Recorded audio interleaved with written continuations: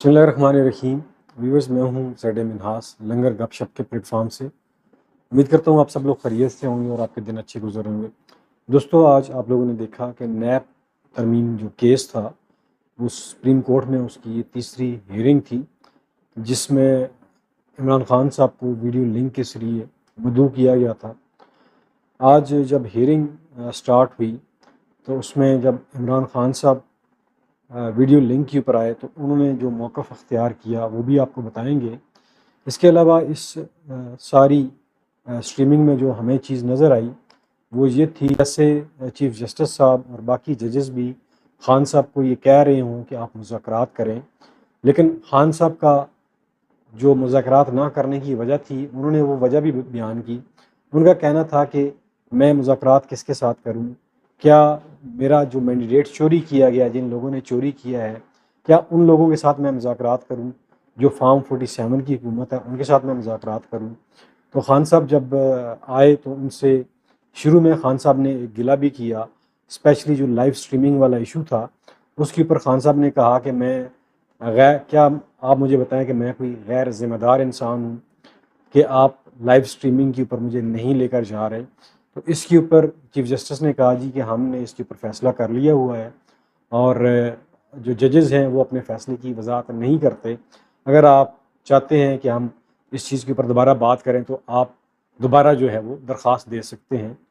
بہرحال کافی ساری باتیں ہوئیں، عمران خان صاحب نے بڑے اچھے دلائل دیے اپنے موقف کے دفاع میں، کیونکہ جو پی ڈی ایم کی گورنمنٹ نے نیب میں ترمیم کی تھی، ان ترمیم کو چیف جسٹس عطا بندیال نے کالعدم قرار دے دیا تھا۔ بعد میں حکومت نے پھر درخواست دی کہ یہ جو ترمیم ہم نے کی ہیں ان کو انٹیکٹ رکھا جائے، تو آج اسی کیس کی سنوائی ہو رہی تھی۔ تو خان صاحب نے اپنے موقف میں بے شمار باتیں کی۔ تو ایک موقع کے اوپر اطہر بین اللہ صاحب نے کہا کیا آپ کو نیب عدالتوں کے اوپر اعتماد نہیں ہے؟ تو خان صاحب نے کہا جی مجھے کیا اعتماد ہوگا کہ 5 روز میں مجھے 3 دفعہ سزا نیب نے سنا دی، تو کیا میرا ان کے اوپر اعتماد ہو سکتا ہے؟ تو ایک موقع کے اوپر یہ بھی کہا گیا کہ ان نیب ترمیم کا آپ کو فائدہ ہوگا، تو خان صاحب نے کہا جی مجھے ایسا کوئی فائدہ نہیں چاہیے، بلکہ یہ جو قوانین بنائے گئے تھے اس کا مقصد یہ تھا کہ جو مختلف غریب ملکوں کا پیسہ باہر پڑا ہوا ہے، انہوں نے ایک فگر بھی کوٹ کیا کہ غریب ملکوں کا 7,000 ارب ڈالر باہر پڑا ہوا ہے۔ تو جو پاکستان میں سیاستدان ہیں وہ ٹیکس اویژن کرتے ہیں، کرپشن سے اثاثے بناتے ہیں، باہر لے جاتے ہیں، تو وہ پیسہ پاکستان میں لے کر آنا تھا۔ دوستو، نیب آپ کو پتہ ہے کہ مشرف دور میں 99 میں بنی تھی اور سن 2000 میں انہوں نے کام شروع کیا تھا، اور 2017 تک نیب نے جو کل ریکوری کی وہ تقریباً 295 ارب تھی۔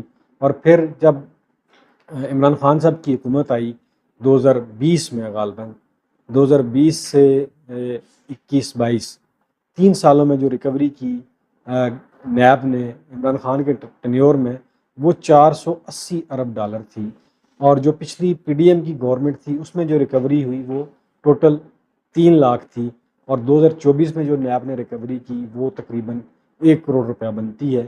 تو اس سے آپ اندازہ لگا سکتے ہیں کہ نیب سے اگر آپ کام لینا چاہیں تو نیب کیسے کام کرتا ہے۔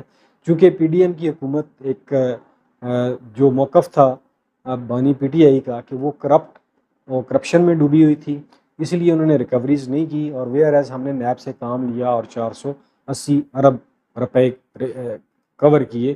شاید پیچھے میں ڈالر کہہ گیا ہوں، یہ روپیوں کی بات ہو رہی ہے کہ نیب نے 295 ارب روپے پہلے ریکور کیے تھے 17 سالوں میں، اور 3 سالوں میں 480 ارب روپیہ، اور پھر پی ڈی ایم کی گورنمنٹ جب تھی اس میں تقریباً 1.5 سال میں 3 لاکھ روپیہ، اور ابھی 2024 میں صرف 1 کروڑ روپیہ ریکور ہوا ہے۔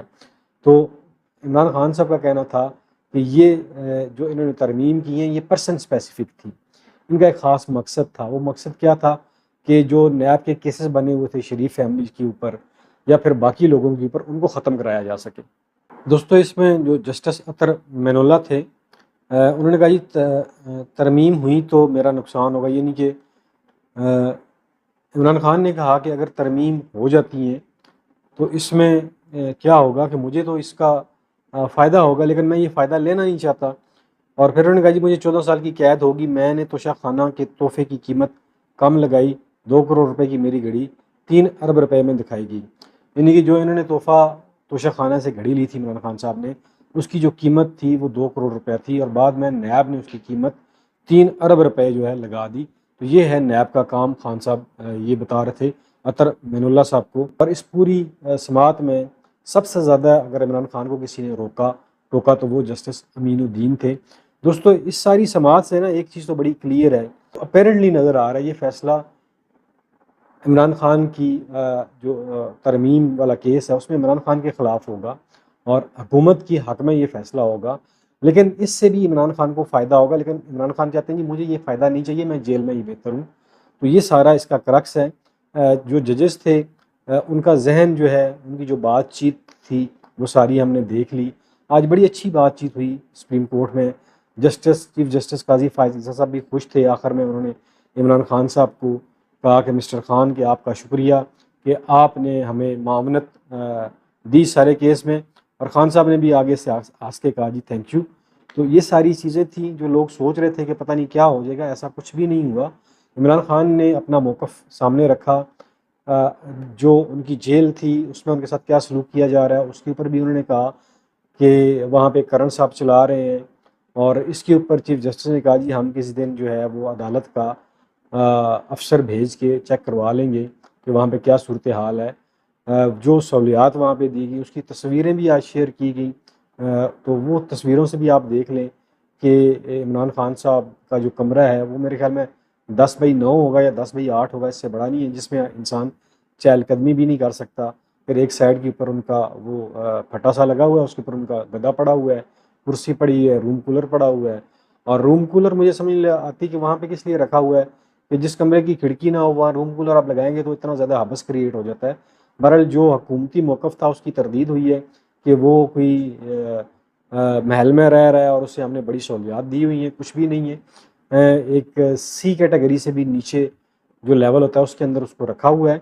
बहरहाल इसके ऊपर भी इमरान खान का गिला नहीं है, वो बड़ी जुआनमर्दी से जेल काट रहे हैं और खुश हैं, हैप्पी हैं, अपनी किताबें पढ़ रहे हैं, अल्लाह अल्लाह कर रहे हैं।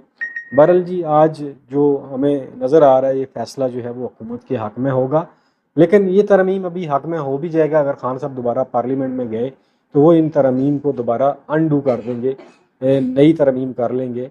तो अगर लोग समझ रहे हैं कि उनके केसेस ख़त्म हो गए हैं तो वो दोबारा ओपन हो जाएंगे। ये सारी चीज़ें आपको पता होनी चाहिए। बहरहाल जी ये एक थी छोटी सी वीडियो, उम्मीद करता हूँ आपको पसंद आएगी। अगर पसंद आए तो इसे लाइक, सब्सक्राइब और शेयर ज़रूर कीजिएगा। अपना ख्याल रखिएगा। मुझे दीजिए इजाज़त। पाकिस्तान पाइंदाबाद।